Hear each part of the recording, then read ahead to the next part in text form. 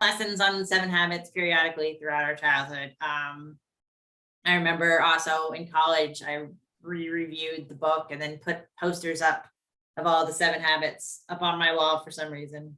And then I eventually took the 3-day seminar with my dad as well to refresh my knowledge. So that was a couple summers ago. You were actually sort of in my class. It was also an excuse to get you out here to San Luis Obispo, right? Yeah, benefit of visiting family and taking the class. Yeah. So I'm going to ask you a question about, how do you apply 7 habits in your job and your current role and whatnot, but also want to encourage the folks that are listening here to think of, a couple other questions to ask you and kind of get it beyond this sort of father-daughter chat thing. But so how do you apply 7 habits in your current job? Does it show up anywhere? Yeah, so it shows up in various places. So one of the things that I did, especially after I took the 3 classes, I put together going through the begin with the end in mind habit, and I did went through steps and created a mission statement. So I got my mission statement here, and some of them are personal, and then some of them kind of were focused on the professional. So you've got at the time, I think I was struggling with some of my coworkers. So I had support. I put in support the team to focus on building, and then invest in relationships to kind of help build the relationships and try to remember to use seek. And a later habit: seek first, understand, and then be understood. Other ways I use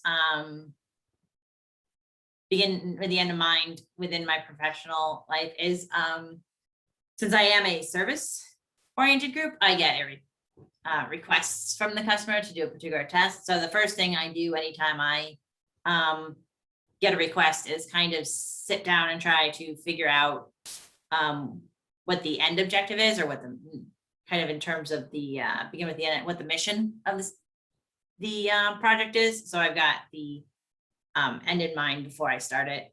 I have some idea where I'm trying to go before beginning it.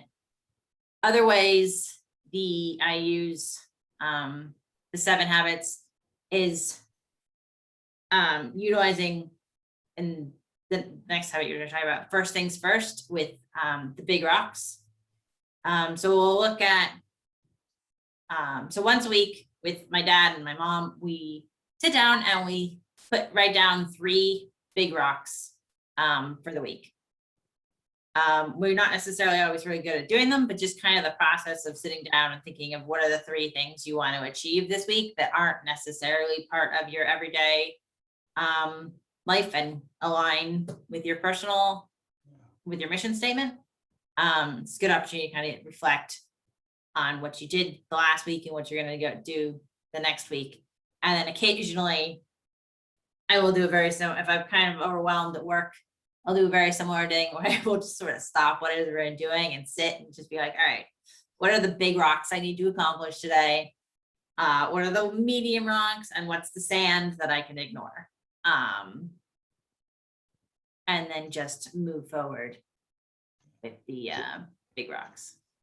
Yeah, so that whole sort of big rocks experience is kind of been a nice addition to our COVID experience, because I think it was sort of during COVID that we started to do that family big rocks meeting at 4 o'clock every Sunday, and give us an excuse to get together. We hold each other accountable, and if I don't want to meet, Kaitlin wants to meet, or mom wants to meet, or whatever. So what? Other questions from other folks? We're going to kind of get into some other things tonight around that first things first habit, and you've read a little bit about it, but we'll talk about it in a little bit more depth. So who could give me a question so we get Kaitlin off the stage here? I think Connor has a question, if you want to go ahead. Yeah, I can go. It's not really related to 7 habits, but I was curious, Kaitlin, if you had any knowledge of precision cast parts at all. I'm out west, and that's a huge manufacturer for turbine engines out for Boeing and Airbus. They're located here in Portland, Oregon. It sounded like your company was on similar terms as they were for industry. Yeah, so I don't know specifics. More generally what I sort of get is somebody will decide to make a part using a different method, and sometimes it's some sort of casting method, and they're like, ooh, we want to see if this one works better than the previous one, and if it has the same frequency resonances. So I'll take the original part, like 25 of the original part, and then 25 of the new part, and do the same frequency test on them to make sure they have the same response. And that way they're consistent, and they can, be hopefully, after a couple of other probably tests that other groups would have, can be put into the engine and will be an acceptable alternative.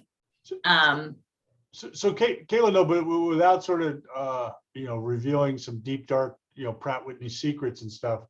So what, I don't know, what is the technology, the current technology on blades? Is it it's not a cast titanium blade, it's a forged titanium, or like, what is the process on this? Some of these people will appreciate this. I know I would. Yeah, it depends on the part. Okay. So I know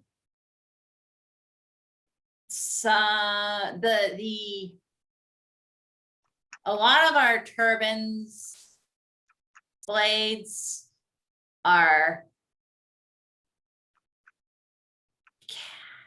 they're single crystal, so they're cast in some degree. And some of the other parts are, but I'm not too, mainly they just say this was made at X facility and it has some process that goes with this acronym. Yeah. Ping it. And I'm like, okay. And if I have the opportunity, I'll ask more, but there are so many different ways to make things. Some of the parts are forged, some of the parts are cast. So some of the parts right now, additive manufacturing is a really unpopular way to make parts. Okay. Interesting. Kayla, you got a question. Let's make this the last question for tonight. Kayla, thanks for being here with us. But Kayla, this is going to be it. So what do you got?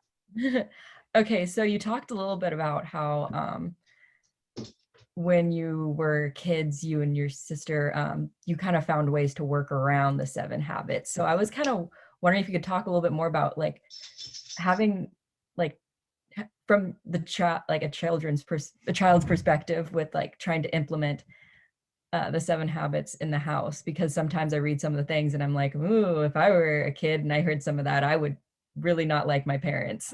Yeah, that's true. So there were a couple moments of that.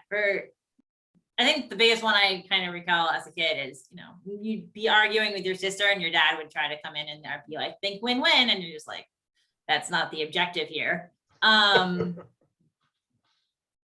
The other kind of ways is we'd use the last habit against Dad a lot. The sharpen the saw. It's like, oh, we've been working for a while. We need to rest and recover so we're sharp. But yeah, and then you kind of got the first things first came out a lot when you had to you wanted to go do something else and you had to all right, first things first, we have to clean up this area before we move on to the next thing. But they were just kind of phrases that got used a lot. And it wasn't it was it was an interesting way to think of things. Yeah. Okay. Well, let's call it that. Then we can sort of go back and review some of those childhood. Now I'm starting to get some insights into what I did wrong, but we can. We Yeah. One of these days I have to figure out where that 7 habits of the highly effective homeworker went. Yeah. There might be a copy of that in one of my files somewhere or something, but yeah, that was. You're trying to get me to teach that to my friends. I don't think I did. Yeah. Well, and I guess I'm just sort of thinking, back to some of those things. I think, that the 7 habits, for those of you that are going to adopt it and try to apply it, I think there is sort of maybe a casual or a cliche, way to apply some of these ideas and habits. But it's actually kind of nice. It doesn't really always make it any less effective, right? So you can, if you say sharpen the saw and it's a way to get out of doing work, you can sort of talk about, well, what's the underlying principle? And, the underlying principle is important, but, which habit comes first, second, third, or how you do this. So it opens up a conversation with other people, and you can do that with other workers in your organization, or, people in your family or loved ones or whatever, right? So, okay. Yeah. All right. I will have to admit, as I got older and I've taken the class more times, getting a deeper understanding of the underlying principles helps put a lot of things in perspective, and just kind of refreshing the principles periodically as you go, remembering and reviewing your mission statements, doing focusing on the big rocks as opposed to the word set first things first helps a lot as I am an adult. All right.